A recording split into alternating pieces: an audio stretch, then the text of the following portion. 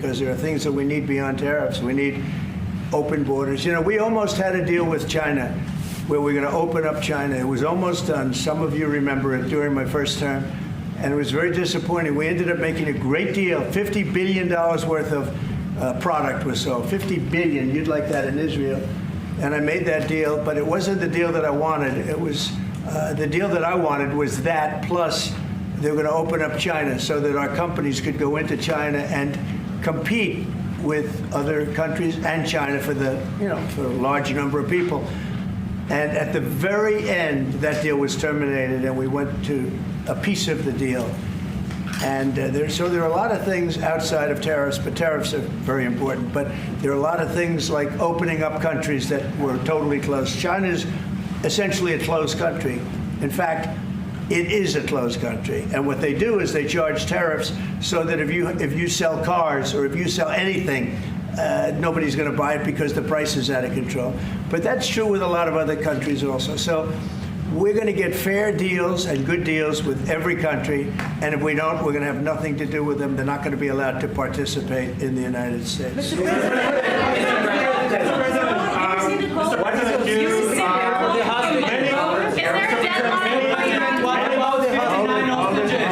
Mr. President, we have time.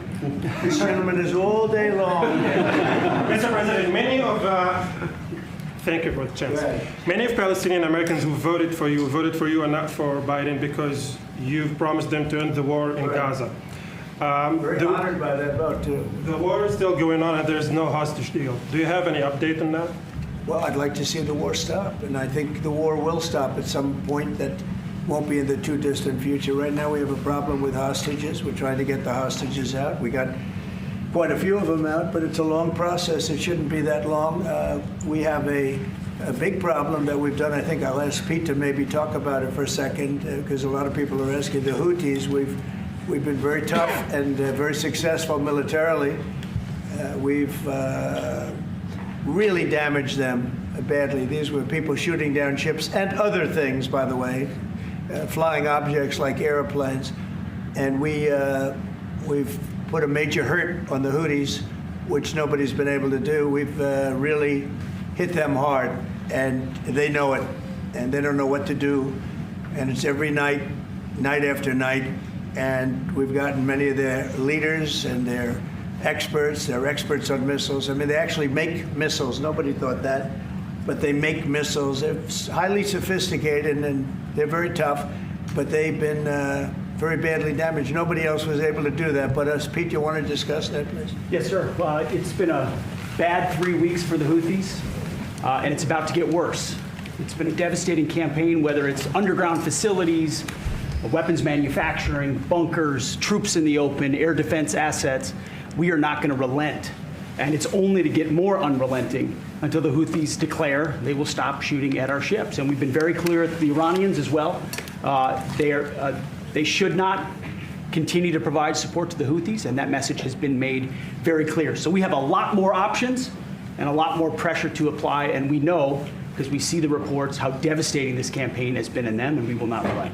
We have a great military. There's no military like our military. And despite Biden having given a lot, but nevertheless a pretty small piece, but it was a lot of our military away in Afghanistan, and one of the dumbest situations, I think, and maybe the most embarrassing situation we've ever been involved in, that short period of time in Afghanistan. What a disgrace that was, but left a lot of our military behind. Left. You see them in their annual parades where they're parading trucks that are armor-plated and different things that they can't. But it's many billions of dollars we left behind. But despite that, we have a tremendous military. That was a very small portion, because we rebuilt the military during my first term. And we have great things happening with our military. We also essentially approved a budget, which is in the facility, you'll like to hear this, of $1 trillion, $1 trillion. And nobody's seen anything like it. We have to build our military, and we're very cost conscious, but the military is something that we have to build, and we have to be strong, because you got a lot of bad forces out there now. So we're going to be approving a budget, and I'm proud to say, actually, the biggest one we've ever done for the military. We're cutting other things that were under DOGE, but under a lot of other. When you look at a woman getting $2 billion for environmental, and it had nothing to do with environmental, and they had $100 in the bank, and they give her $2 billion. Many of those cases, all that stuff is going to be cut out. But we are getting a very, very powerful military. We have things under order now, the likes of which we've never had before. We've never had the kind of aircraft, the kind of missiles, anything that we have ordered. And it's in many ways too bad that we have to do it, because hopefully we're not going to have to use it. But the military is very, very powerful, and it's going to remain that way. How do you, Mr. President, do you please? Yes, please. Thank you, Mr. President. I want to ask you about Iran, because this is the first time we hear that the U.S. is having a direct contact with the Iranians. Is it possible to give us some more information at what level the U.S. is represented? High level, very high level. Yeah. And we're dealing with the Iranians. We have a very big meeting on Saturday, and we're dealing with them directly. You know, a lot of people say, oh, maybe you're going through surrogates, or you're not dealing directly, you're dealing through other countries. No, we're dealing with them directly, and maybe a deal is going to be made. That would be great. It'll be really great for Iran, I can tell you that. But hopefully, we're not going to have to get into that. We are meeting very importantly on Saturday at almost the highest level, and we'll see how it works out. Please. How do you ensure, Mr. President, that these tariffs don't drive U.S. trading partners into the hands of the Chinese? That they I'm not worried about it. I'm not worried about it. If they want to be in the hands of the U.S., they don't want to be in the hands of the Chinese. And the Chinese have turned out to be really not very good at that. People that are with us, they're with us. But we cannot be taken advantage of any longer. I used to watch these deals for years. I've been talking about it for years. You know, I've been talking about it for 35 years, how our country is being ripped off. I mean, 30 years ago it was Japan, then it was something else, then it was another group, then it was China. China's doing the best job of it, frankly. And it's just not going to happen, not going to happen. Mr. President, you said it may take. The EU has said that they have offered zero for zero tariffs on cars and industrial goods. Is that not enough? Well, the EU, no, it's not. The EU has been very tough over the years. I always say it was formed to really do damage to the United States in trade. That's the reason it was formed. It was formed with all of the countries from Europe, I guess most of them, not all of them, but most of them. And they formed together to create a little bit of a monopoly situation, to create a unified force against the United States for trade. So they have NATO, which is largely the same countries, and they took advantage of us dollar-wise and militarily until I got there. You know, I was able to get $600 billion from NATO, where they paid NATO because most of these nations weren't even paying. We were paying for NATO, so we're paying them to guard them militarily, and they're screwing us on trade. So that's not a good combination. So now it's really turned around. It's the opposite, and the European Union's been very bad to us. They don't take our cars, like Japan in that sense. They don't take our agricultural product. They don't take anything practically. And yet they send millions of cars in a year, Mercedes-Benz, Volkswagen, BMWs. They're sending millions and millions of cars into the U.S., but we don't have a car that's been sold to the European Union or other places, but let's go for the European Union. And it's not going to be that way. It's got to be fair and reciprocal. It's got to be fair. It's not fair. We have a deficit with the European Union of $350 billion. And it's going to disappear fast. And one of the reasons and one of the ways that that can disappear easily and quickly is they're going to have to buy our energy from us because they need it. They're going to have to buy it from us. They can buy it. We can knock off $350 billion in 1 week. They have to buy and commit to buy a like amount of energy. And we have that. You know, we have more energy than any country in the world. I don't know if you know that. He knows everything, but the one thing he may not know, we have more energy than any country in the world. We have more of every kind of energy, every form of energy, from oil and gas to coal. And people talk about, I call it beautiful, clean coal. As you know, Germany is opening up a coal plant a week. They tried the windmills and it didn't work. They tried all the other solutions and they were ready to go out of business. Now they're doing a coal plant a week. China is now up to 2 coal plants. They're opening 2 major coal plants every single week in China, all over China, and then we're not allowed to use coal. Well, we have clean, beautiful coal more than anybody else. We have oil and gas more than anybody else. We have the most energy of any country in the world, including Saudi Arabia, including everybody, by a lot. And I took it to number 1. We were number 3, and I took it to number 1 during my administration. And the reason that we were hurt so badly and the reason that we went into such incredible inflation during Biden is energy. It was also their bad spending, but energy, because they played around with this incredible thing that we had built, this administration had built, and the energy costs went through the roof. And when that went up, everything else followed. Now, if you look at what's happening, you got to see this today. I said we're going to try and get groceries down, right? An old-fashioned term, but a beautiful term. Eggs. So when I got in, the press went absolutely crazy the first week. They said, eggs have quadrupled in price. I said, I just got here. Tell me about it. And Brooke Rollins and our team did a great job, and eggs are down now 79%, and they're all over the place. And this was a problem that somebody else would have taken a long time to cure. We have energy is down. We have interest rates are down. We have groceries, meaning food is down. We have everything is down at levels that nobody ever thought possible. Energy looks like it's going to be in the $2.50 a gallon range, and maybe below that for a car.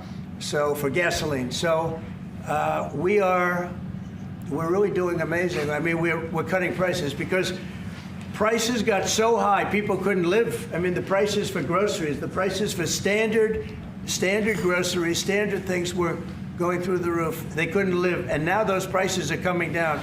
So call them groceries, but that's down, energy's down, and interest rates are down. Everything's down.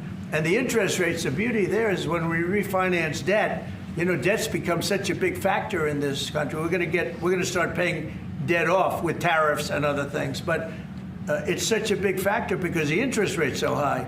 Well, now that's coming way down. So our budget's going to look a lot better because interest costs are way down. And I guess I've done that.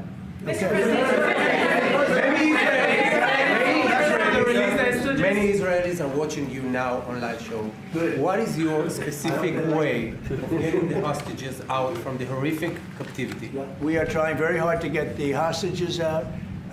We're looking at another ceasefire. We'll see what happens. But we want to get the hostages out. The Israeli people want the hostages out more than anything. They want the hostages out. This man is working very hard with us to do that. I mean, I don't know. I hope he's being appreciated because he's been a great leader. He's working very, very hard on the hostages and many other things. And there are plenty of things you have to work on. It's a tough place in the world, isn't it? I have a good partner. Yeah, you do have a good partner, and so do we. We're working very hard on the hostages. If you're going to negotiate a new deal with Iran, can you elaborate how it's going to be more effective than the JCPOA? Well, I can't really say that, but I think it'll be different and maybe a lot stronger. But they were so happy when we made that first deal because we did get a lot out. You know, I had people right in this office, this beautiful Oval Office. They came in, 10 people, hostages, you know that. And I said to them, so how was it? And the stories they told me, I mean, as an example, I said to them, was there any sign of love? You were there, 10 people. It's only 10, but it's pretty representative. Did the Hamas show any signs of, like, help or liking you? Did they wink at you? Did they give you a piece of bread extra? Did they give you a meal on the side, like, you know, you think of doing? Like what happened in Germany, what happened elsewhere. People would try and help people that were in unbelievable distress. They said no. I said all of them. I said, did they ever wink at you like, you'll be okay, you're going to be okay? No, they didn't do that. They'd slap us. The hatred is unbelievable. and the lives. You know, they lived in a pipe, not really a tunnel, it was a pipe. And they always thought they were suffocating, they were going to suffocate. And then they'd open up the pipe, and it was like 3.5 feet high. This isn't, you know, we hear tunnel is bad, but pipes are worse. And the stories I heard were incredible. But I just said, was there any sign of potential love or affection? And there were none whatsoever. It was amazing to me. There was nothing like, here, take this, it's a little extra meal or something. They lived like hell. I don't know. They seemed to be, they were amazing to me because they seemed to be pretty normal. They weren't scarred, but I guarantee underneath they have to be scarred. And one was there for 356 days. Another was there for about 180 days, you know, a long time. These are people that have been really, really horribly treated. I've never seen anything like it, actually. I was very surprised to hear the answer. Thank you, Mr. President. Are there 2 or 3 countries that are on your list that you feel are farther along in getting their tariffs lowered? I think there are many that want to get rid of tariffs right now. European Union, I mean, as badly as they've treated us, they've brought their car tariffs essentially off. I guess they brought it down to 2.5, and I hear maybe to nothing. But it's not only tariffs, it's non-monetary tariffs. It's tariffs where they put things on that make it impossible for you to sell a car. It's not a money thing. They make it so difficult, the standards and the tests. They drop a bowling ball on the top of your car from 20 feet up in the air, and if there's a little dent, they say, no, I'm sorry, your car doesn't qualify. When the same car from Germany or anything would dent likewise, unless you can have an army tank, it's going to dent. So they come up with rules and regulations that are just designed for one reason, that you can't sell your product in those countries, and we're not going to let that happen. Those are called non-monetary barriers. They make barriers that are so tough that it's impossible to qualify. So tariffs are a big part of it, but there's another big part of it, and that's barriers. They also do something else. They manipulate their currency, and they drive it down. They want to drive it. They want to have low currencies. You know, it sounds better to have a high currency, a strong dollar or whatever, but they bring their currency down. And when it competes with our currency, it's very hard to sell a tractor. It's very hard to sell product because their currency is low and ours is much higher relatively. And so it makes it very hard. I speak to a lot of companies that do business, tractor companies, and they say it's so hard to sell because what they've done is they've lowered the yen or they've lowered the yuan or they've lowered their currency, so that it's very hard to compete. We don't want that either.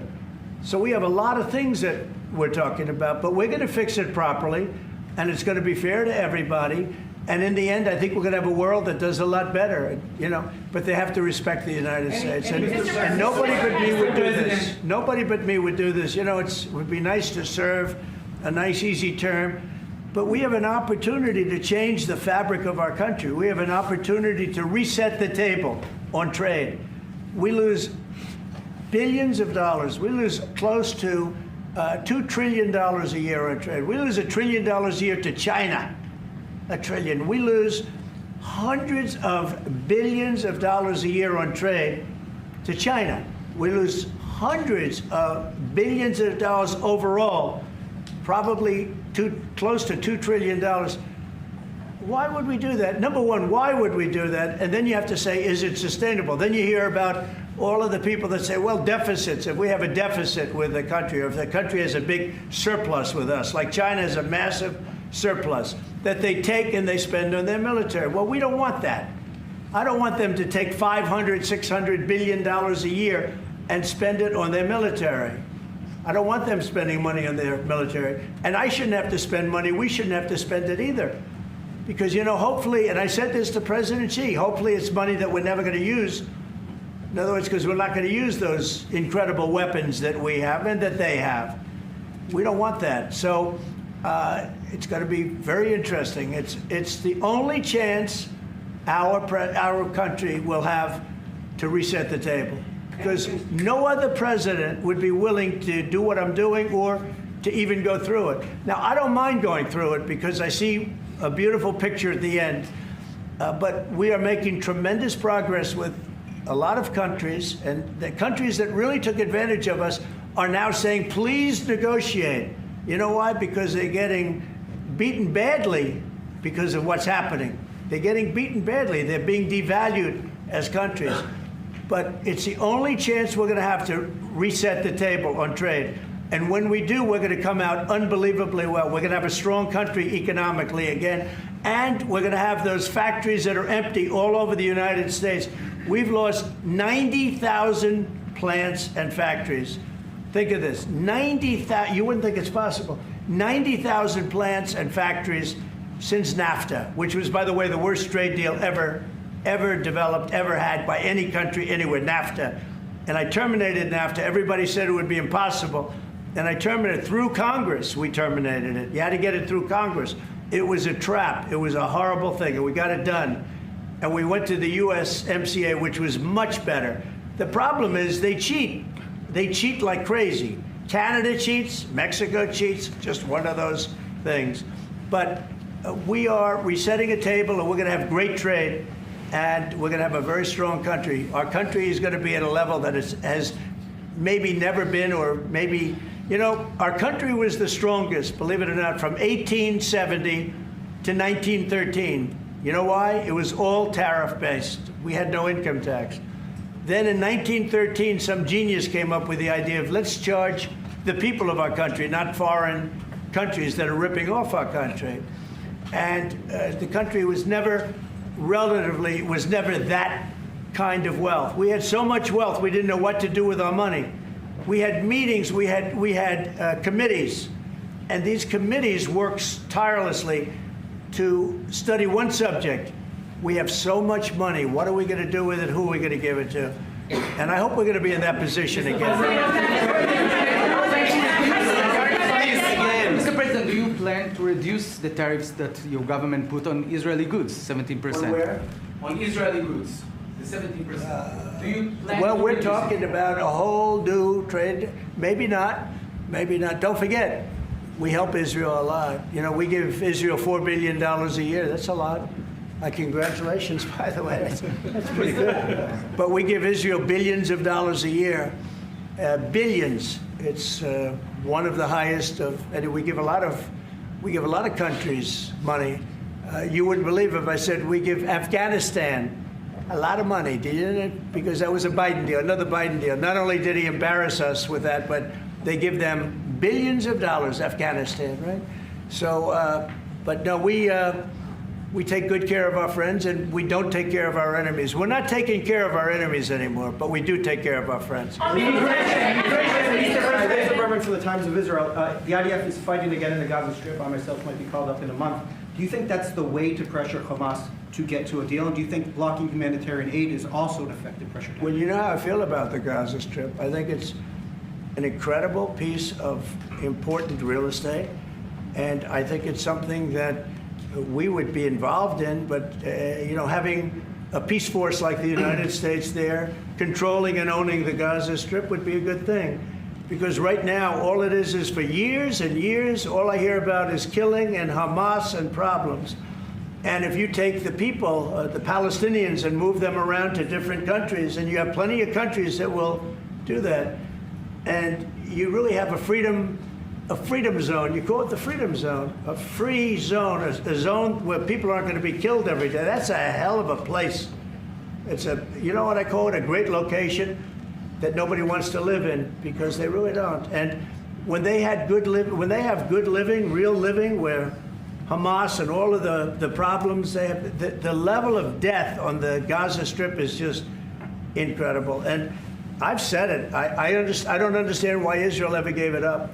Israel owned it. It wasn't this man, so I can say it. He wouldn't have given it up. I know him very well. There's no way. They took oceanfront property and they gave it to people for peace. How did that work out? Not good. Is the immigration, Mr. President, is the immigration plan still on the agenda? Which immigration? From Gaza. From Gaza. All it is a concept that I had that I think is good, and now people are copying it. You know, maybe you want to tell. People are talking about the Trump plan. Gee, why don't we do that? Would you like to answer that question? I think what the president talked about is, first of all, to give people a choice. Gazans were closed in.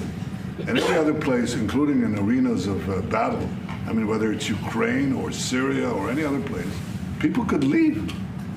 Gaza was the only place where they locked them in. We didn't lock them in. They're locked in. And what is wrong with giving people a choice? Now, we've been talking, including over lunch, about some countries, I won't go into them right now, that are saying, if Gazans want to leave, we want to take them in. And I think this is the right thing to do. If you give, it's going to take years to rebuild Gaza. In the meantime, people can have an option. The president has a vision. Countries are responding to that vision. We're working on it. I hope we'll have good news for you. I will say people really do love that vision. It's a long-term vision, but so importantly is to have that be a safe field, because you're right smack in the middle of the Middle East. You're right along Israel. It should have never, ever been given away. It shouldn't have been given away by Israel. I don't know why they did it. I mean, I do know why, because they were promised peace, but that didn't work out too well, because it's one of the most dangerous pieces of land anywhere in the world. Gaza is one of the most dangerous places in the world. So they gave it away for good intention, and it didn't work out that way. And a lot of people like my concept, but there are other concepts that I like too. And there are some concepts I don't like. You know what I don't like? The way it is now. Because right now it's a dangerous death trap, Gaza. Yeah. Thank you, sir. Can you talk a little bit about your potential meeting with Vladimir Putin? Do you still plan to meet with him? Could that happen in Saudi Arabia? And maybe you could elaborate as well a little bit on not providing tariffs on Russia, sir.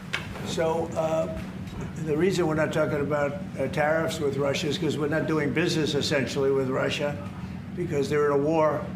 And I'm not happy about what's going on with the bombing, because they're bombing like crazy right now. They're bombing. I don't know what's happening there. That's not a good situation. So we're meeting with Russia. We're meeting with Ukraine. And we're getting sort of close. But I'm not happy with all the bombing that's going on the last week or so. Horrible. It's a horrible thing. It's a horrible thing. Can countries negotiate to get below 10%? In terms of tariffs? In terms of tariffs, yes. Look, we've been ripped off and taken advantage of for 40, 50, 60 years. And the reason we got ripped off and the way they did it was tariffs. They would charge tariffs, massive numbers of dollars. And when you look at China, when I took over, it was at $507 billion they were making. I call it making. A lot of people say, oh, it doesn't mean anything. Having a surplus means a lot, in my opinion. It's almost like a profit or loss statement. And when I took over, it was $507 billion that China was, this is originally, first term. And we were very, very tough on them because they were taking that money and they were building a military with it. Then when Biden came in, he let him get away with murder. He had no idea. I'll tell you what, that man had no idea what was happening, whether it was the border or China or anything else. He had no idea what was going on. And they went wild. China went wild. And the money they make is ridiculous, okay? It's just not gonna happen. And hopefully we'll get along with China. If we do, that's great. And if we don't, that's okay too. But we can't let that continue, because that's an abuse. They abused the poor people that sat in this seat. That poor Biden, he was abused by them. They took advantage of him, and I'm surprised. You know, they have smart people. They were radical left lunatics, but they're smart. I'm surprised they'd allow that to take, to happen. But we are going to bring great trade, and we're going to be fair to other countries. And I will say this, virtually every country wants to negotiate. If I didn't do what I did over the last couple of weeks, you wouldn't have anybody wants to negotiate. We would have gone to these countries, you want to talk? And they were, well, we don't want to talk. Now they're coming to us. They're offering things like even Bibi, and this is unrelated because it's a different kind of a relationship, but he started off our conversation today that he's cutting all of the tariffs, he's cutting everything, he's going to get down to a free base, he's going to do things that, in all fairness, other countries, if they said that, would have never even thought about doing it. Now they're offering things to us that we would have never even thought of asking them for, because they're experiencing a lot of hurt. And the hurt is that they've taken advantage of us, and we finally fought back. Tariffs will make this country very rich. We're rich anyway, but we're rich in a certain way. We have $36 trillion in debt. I want to get rid of it, and we can do it quickly with proper deals. So when countries don't allow us to sell our product, but we allow them to sell their product, when they charge us massive amounts of money for the privilege of going into their country, those days are over. Okay. Yeah, go ahead. Me? Sir? Me? Yeah. Thank you, Mr. President. On Iran. Conclusions, and we'll be working a little bit after this, and then I assume you're going back home. Yes, sir. This is a quick stop, in and out. But we appreciate you being here, and we are a friend of Israel, as you know. I would say that I'm by far the best president that Israel has ever even thought of seeing. And it's an honor to be so, and to be so thought of. And many friends in Israel, they are not in an easy area. It doesn't go easy, but we are helping them. And likewise, they've been helping us very much. And so we'll see how it all works out. But we had great discussions today, I think, on the obvious subject of Iran, and also the less obvious subject with respect to Israel, and that's trade. And I think the Prime Minister is going to tell you a little bit about trade and what they're doing for the United States. So I want to thank you all for being here. Thank you very much. And Thank you. Benjamin, thank you very much. Thank you, Thank you, Mr. President. Thank you, Donald. Thank you. Mr. President, I want to first thank you for inviting me again to the White House. You've been a remarkable friend of the State of Israel. You stand by us. You're standing with us. You are a great, great champion of our alliance. And you actually do the things that you say you do. And I think that people respect that enormously. I certainly do, and the people of Israel do. And I think the Jewish people do as well. We just saw your representative in the Department of Justice fighting anti-Semitism, standing up for Israel in international forums. I just want you to know from the heart, it's deeply, deeply appreciated. As you said, we had the opportunity to talk today about many subjects. First, if I can mention tariffs, it's a subject of some interest today. I can tell you that I said to the President a very simple thing. We will eliminate the trade deficit with the United States. We intend to do it very quickly. We think it's the right thing to do. And we're going to also eliminate trade barriers, a variety of trade barriers that have been put up unnecessarily. And I think Israel can serve as a model for many countries who ought to do the same. I recognize the position of the United States. It says, you know, we're allowing other countries to put tariffs on us, but we don't put tariffs on them. And, you know, I'm a free trade champion, and free trade has to be fair trade. And I think that's basically the position that you've put forward, Mr. President. We are going to eliminate the tariffs, and rapidly. I had the opportunity to speak to Secretary Lutnick yesterday. We talked about how we could effect this quickly, and I hope to bring the solution very quickly. We're not talking about intentions. We're not talking about, you know, just words. We're talking about results. And those results are going to come. That's the first. Thank you very much. It's very nice. Thank you.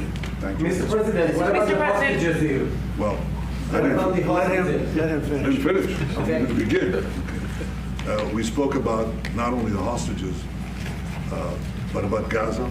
The hostages obviously is a human story of just unbearable agony. I speak to the families. I spoke to them yesterday. Spoke to another one when I was in Hungary before I came here. I speak to them every day. They're in agony. The hostages are in agony. And we want to get them all out. Steve Witkoff, was, President Trump's very able representative, helped us get a deal that got 25 out. We're working now on another deal that we hope will succeed.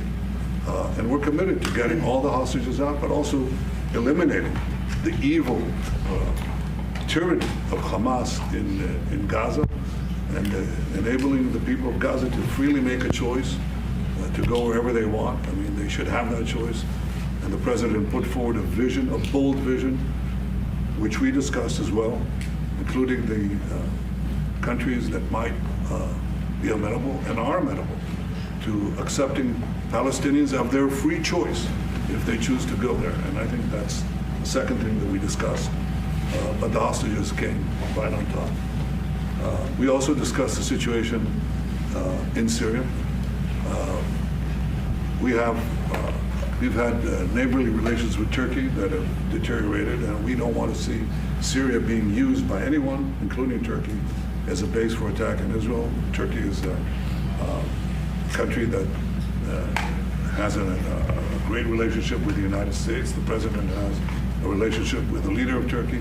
We discussed how we can avoid this conflict in a variety of ways, and I think we can't have a better interlocutor than the President of the United States for this purpose. And of course, we also discussed Iran. Look, we're both united in the goal that Iran does not ever get nuclear weapons. If it could be done diplomatically in a full way, the way it was done in Libya, I think that would be a good thing. But whatever happens, we have to make sure that Iran does not have nuclear weapons. That's the end of my speech. Mr. President, We're having direct talks with, wait. We're having direct talks with Iran. And they've started, it'll go on Saturday. We have a very big meeting and we'll see what can happen. And I think everybody agrees that doing a deal would be preferable to doing the obvious. And the obvious is not something that I want to be involved with, or frankly, that Israel wants to be involved with if they can avoid it. So we're going to see if we can avoid it. But it's getting to be very dangerous territory. And hopefully those talks will be successful. And I think it would be in Iran's best interest if they are successful. We hope that's going to happen. And we had just a lot of good talks on a lot of things. I appreciate very much what you said about the tariffs. We've been ripped off and taken advantage of by many countries over the years, and can't do it anymore. Just can't do it anymore. Can't be the stupid people anymore. And it's all because of the people that sat in the seat right here. Not your seat, but this seat. They allowed things to happen to our country that they shouldn't have allowed to happen on trade and other things, many other things. I mean, look at what's happened with our last president, where he allowed millions of people to come into our country with an open border. Who would want an open border? How stupid was that?